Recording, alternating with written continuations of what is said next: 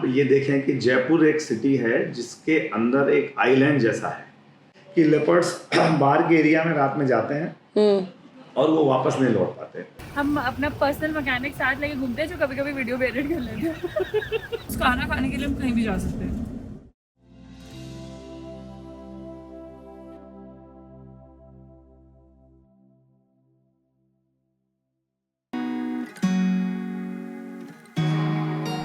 I have come to a zoo after years. Right now we are in Jaipur Zoo, and of course zoos have their own place and importance, but personally not a big fan of zoos because I don't like to see animals in captivity and birds in captivity. But एक तरीके से conservation में भी zoos help करते हैं, पर इसके बारे में हम बात करेंगे डिटेल में किसी और वीडियो में। आज हम एक बहुत इंटरेस्टिंग एंड स्पेशल गेस्ट से मिलने आए हैं जो कि हमें झलाना के कुछ इंटरेस्टिंग फैक्ट्स और इंटरेस्टिंग चैलेंजेस बताएंगे जो कि यहाँ पे आते हैं, क्योंकि जयपुर बहुत जल्दी एक लेपर्ड सिटी बनने वाला है। हमें स्टार्ट करते हैं, जब आप मतलब फर्स्ट टाइम आपका एक्सपीरियंस हुआ झलाना में, तो क्या क्या चैलेंजेस थे जो आपको लगा सिटी के अंदर होने वाले लेपर्ड रिजर्व में आएंगे? देखिए, जहाँ तक झलाना का प्रश्न है तो सबसे जो बड़ा चैलेंज है, अगर चैलेंज की डायरेक्टली बात करते हैं तो झलाना जो लेपर्ड रिजर्व है वो आप ये देखें कि जयपुर एक सिटी है जिसके अंदर एक आइलैंड जैसा है and the area of Jhalana is around 1900 hectares और 19.78 square kilometre. Okay, so the main ecosystem services की अगर बात करते हैं जो झलाना हमें देता है अपार्ट फ्रॉम टूरिज़्म, टूरिज़्म तो एक हमारा सब्सिडियरी एक्टिविटी है। टूरिज़्म के अलावा जो हमें झलाना देता है उसमें सबसे इम्पोर्टेंट ये है कि ये एक ऐसा इकोसिस्टम प्रोवाइड करता है जयपुर सिटी के अंदर। आप जानते ही हैं कि जयपुर में टेम्परेचर गर्मी के समय में करीब 47-48 के आसपास तक जाता है।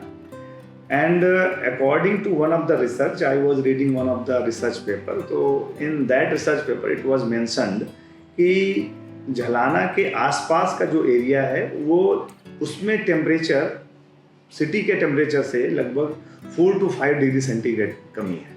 अच्छा, जो आसपास का जो एरिया है उसके इस एरिया के टेम्परेचर में, और झलाना के पास का जो एरिया है जो सिटी से लगता हुआ एरिया है, तो उसमें अगर टेम्परेचर देखते हैं तो 4 to 5 डिग्री सेंटीग्रेड का अंतर है। तो this is one of the very important मतलब लाइक काइंड ऑफ थिंग कि अगर हम इस तरह के कुछ अर्बन लैंडस्केप्स या अर्बन फॉरेस्ट बनाते हैं जैसे झलाना है, तो आप ये समझ लीजिए कि एक तरीके से वो जयपुर शहर या कोई भी शहर हो उसके लिए लंग्स का काम। राइट।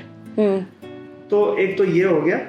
दूसरा ये है कि जो झलाना की जो इकोसिस्टम सर्विसेज हैं उसमें आसपास के एरियाज हैं जहाँ पर वाटर टेबल है, तो बिकॉज ये एक ऐसा एरिया है जहाँ पर बहुत सारा पानी स्टोर होता है बिकॉज ऑफ द फॉरेस्ट। अब बाकी कहीं पानी बह के नहीं जाता, and this is a kind of water shade. तो वाटर शेड की वजह से पानी इकट्ठा होता है, और जो आसपास की जो कॉलोनीज हैं वहाँ पर अगर हम देखें तो वाटर टेबल ज़्यादा अच्छा है in as compare to other areas जहाँ पर वो झलाना से दूर का एरिया है जहाँ सिर्फ और सिर्फ लैंड है और उसमें कुछ भी हमारे पास फॉरेस्ट जैसा रिसोर्स नहीं है।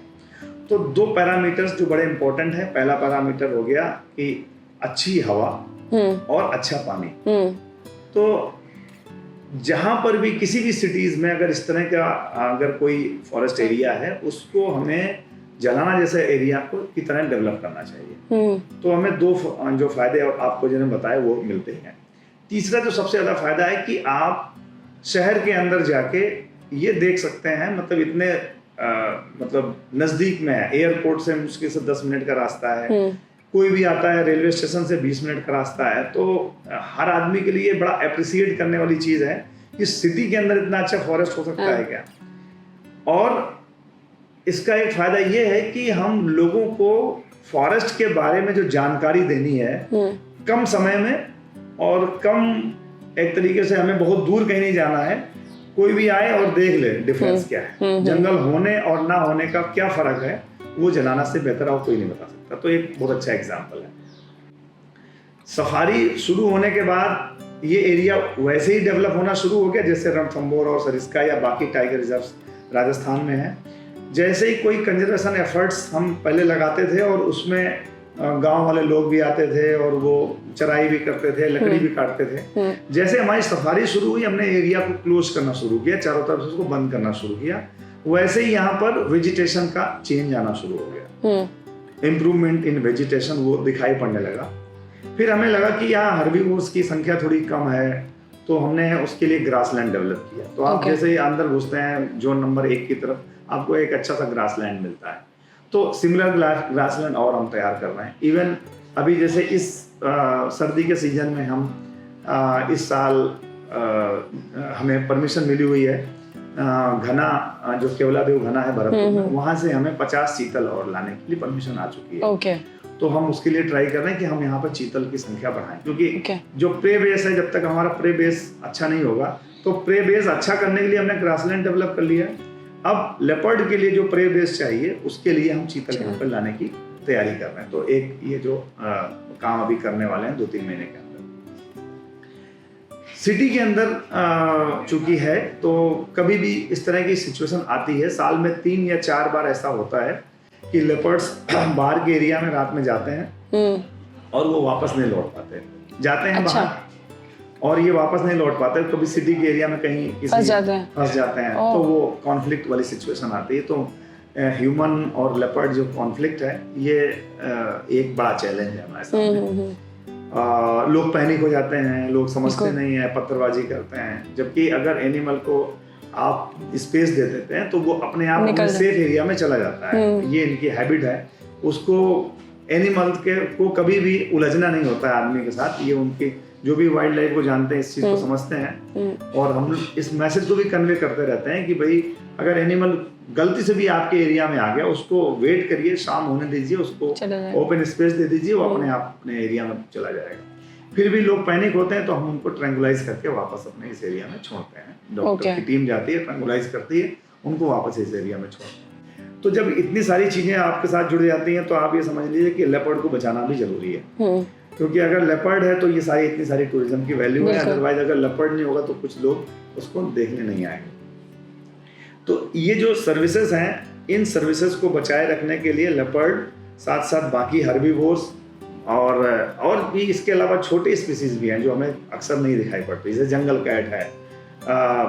बहुत सारे यहाँ पर ऐसी छोटी स्पीसीज हैं, जैसे बिज्जू है, जो दिखते ही नहीं लेकिन उनकी इकोसिस्टम में बहुत वैल्यू है। साथ ही साथ बहुत सारी माइग्रेटरी बर्ड्स भी आती हैं।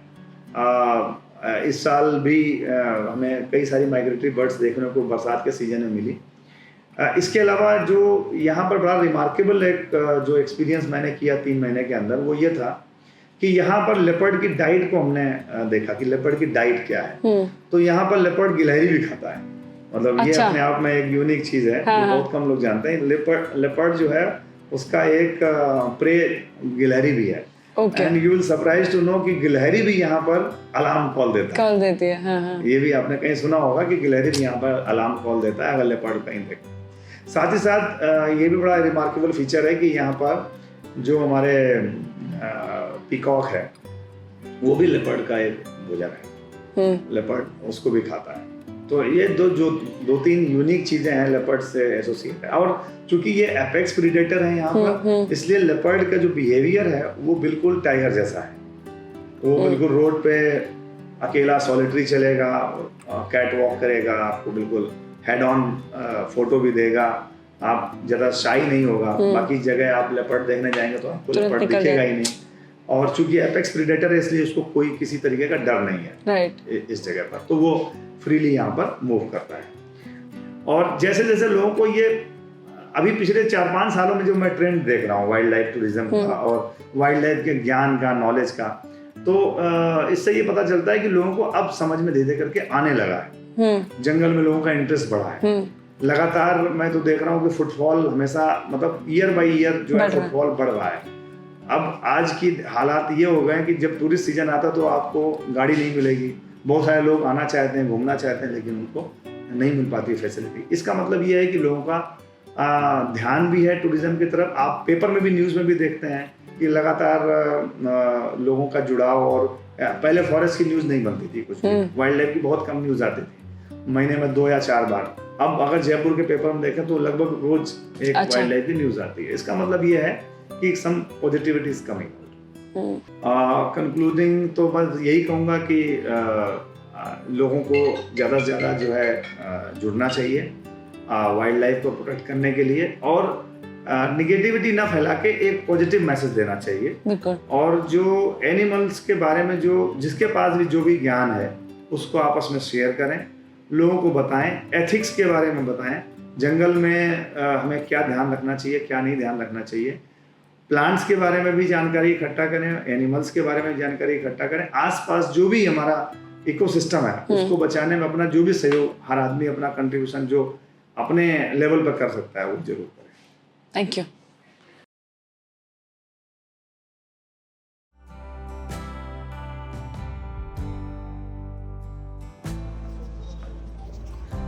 हमें निकलना था धौलपुर अभी और गाड़ी पंक्चर हो गई है, विच इज़ another प्रॉब्लम, क्योंकि यहाँ पे पार्किंग की कोई जगह नहीं है और बहुत ज़्यादा गर्मी हो रही है इस वक्त जयपुर में, बहुत ही ज़्यादा। सामान आधा पहुँच चुका है, आधा रह गया है। आसपास कहीं मैकेनिक दूर है और गाड़ी जो है वो पंक्चर है भीड़ में एकदम। देखते हैं अगर हमारे पंक्चर किट से इसका पंक्चर लग पाता है कि नहीं। तो एक टिप है, अगर आप लंबी रोड ट्रिप पे जा रहे हैं ना तो ये पंक्चर किट अपने साथ जरूर कैरी करो, बहुत काम की है, वरना आज हम कितनी देर तक फंसते हैं यहाँ पे पता नहीं। अब हमने ये इतनी बड़ी गाड़ी का टायर कौन निकालेगा? हाँ वो भी एक अपने आप में हेडेक है और लोडेड भी है गाड़ी। और अभी हमारे पास ये एयर पंप है जिसको हमने गाड़ी से कनेक्ट कर दिया है और अब हम इससे टायर में हवा भरेंगे। गुड वर्क है। हम अपना पर्सनल मैकेनिक साथ लेके घूमते हैं जो कभी कभी वीडियो भी एडिट कर लेते हैं।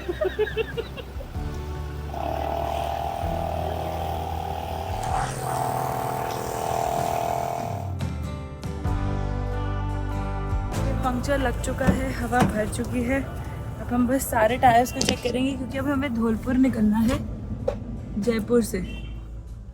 सो सारे टायर्स को चेक करेंगे कि किसी टायर में कोई इशू तो नहीं है, क्योंकि we don't want to stop midway. और धौलपुर पहुँचते पहुँचते रात हो जाएगी। यहाँ से करीब 4 घंटे दूर है धौलपुर, 4 से 5 घंटे की ड्राइव है। Come again. तो यहाँ से करीब 4 से 5 घंटे की ड्राइव है धौलपुर की, and we don't want to get stuck in the middle. So we did it. I mean, Harsh did it. I just came, and this is the one that we are carrying. चलो, तैयार हैं हम जाने के लिए। ऐसा ना हो कि टायर चेक करने के चक्कर में बैटरी खत्म हो जाए गाड़ी की। तुम्हारा एक इंजन चालू है, एक इंजन चालू है। प्रॉब्लम ये है कि इसमें एक ही इंजन है। Okay, looks like it's all sorted. Tyre पे पंचर लग चुका है। अब लेके जाना है इसको पेट्रोल पंप डबल चेक कराने के लिए, बिकॉज वो DIY बोलते हैं ना, हाँ DIY पंक्चर था। तो अब इसको लेके चलते हैं ज़रा पेट्रोल पंप, टेस्टिंग करवाते हैं। और आज शाम का वीडियो भी अपलोड करना है, कोशिश कर रहे हैं हम कि 8 बजे के आसपास अपलोड हो जाए, but because we are working on very crazy timelines, travelling भी, एडिटिंग भी, सब कुछ, तो इसलिए वो हर बार हो नहीं पाता है। सो लेट्स सी, आज का हो जाता है तो बढ़िया हो जाएगा। So whenever I come to Jaipur, one thing I definitely do is Samrat Kachori पे कचौड़ी खाना, and this was actually introduced to me by Parthiv, a friend of mine. उसने एक बार खाई है, तब से मैं हर बार आके यहाँ पर कचौड़ियाँ खा रही हूँ। अच्छा, एक इंटरेस्टिंग चीज़ है, आप लोग जयपुर बहुत बार आए होंगे और अपनी मार्केट देखी होगी और ये भी देखा होगा कि जयपुर को पिंक सिटी माना जाता है, बट उसका कारण क्या है? 1876 में आई थिंक प्रिंस एल्बर्ट नाम के एक प्रिंस थे जो कि जयपुर आए थे, एंड एट दैट टाइम जो जयपुर के महाराजा थे, महाराजा सवाई राम सिंह ने पूरी, जो महाराजा सवाई राम सिंह थे, उन्होंने पूरी सिटी को पिंक टेराकोटा में पेंट करवाया था, क्योंकि पिंक कलर जो है वो हॉस्पिटैलिटी का कलर माना जाता है यहाँ पे। That's how Jaipur is called pink city.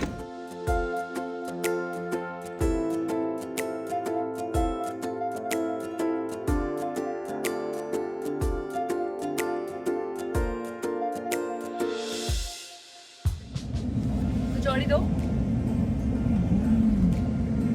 लस्सी है? मम्मी को लस्सी पसंद है।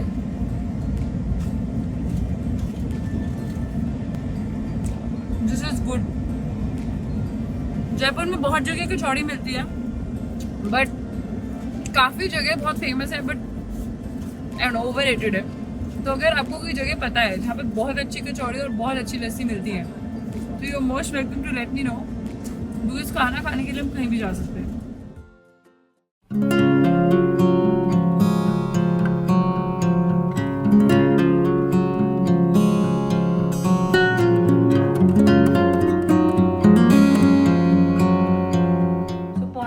धौलपुर और हमने चेक इन कर लिया है प्रॉपर्टी में। लाइट अभी बहुत लो है और पर्पसली यहाँ पे लाइट को थोड़ा सा डिम रखा गया है just so that you can enjoy the nature and it can be like काम एंड पीसफुल एंड ऑल्सो अंदर ज़्यादा कीड़े नहीं आए। सो लाइट अभी बहुत लो है तो मैं आपको रूम टूर तो सुबह ही दूंगी, but otherwise it's a beautiful property. सामान वगैरह रख लिया है, चेक इन कर लिया है। Now we are going to proceed for dinner because we are super hungry and I was supposed to fast today, but from tomorrow onwards we start with a 18-hour intermittent fasting because I'm constantly gaining weight over here. So yes, we start with our intermittent fasting from tomorrow onwards, and I'm gonna keep you posted. It kind of makes me feel a little accountable. तुम जंगल करने लायक नहीं रही हो अब। तुम धौलपुर में अब मैं तुम्हें क्या बोलूं।